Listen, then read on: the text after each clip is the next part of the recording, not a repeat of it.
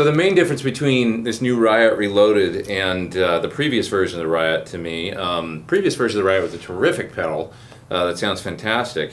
This one is ever so slightly more amp-like, which I really like out of a distortion pedal. What I mean by that is it responds a little bit more like the distortion channel of an amp and feels even more amp-like rather than pedal-like, if that makes sense. It's got a little less low mids, a little more cut. I found a lot of distortion pedals, sometimes, you know, they can sound great by themselves, but drop them into a band and they can sound a little small. Like all of a sudden the guitar disappears a little bit once the bass and the cymbals and everything kick in a band. So this one's got plenty of that like upper mid presence and cut and whatnot without being fatiguing on the top end. And it just sounds fantastic. Just really amp-like, feels more like an amp channel to me than it does like a pedal in front of a clean amp, which I like. I like that kind of thing when it can get really amp-ish. So here's the clean sound.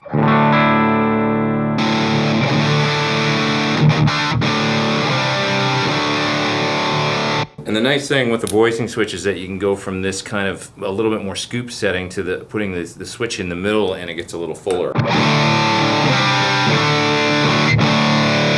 Okay, so maybe if you're using the pedal primarily for rhythm, you might want to use the setting all the way to the right on the switch, which is a little more scoop.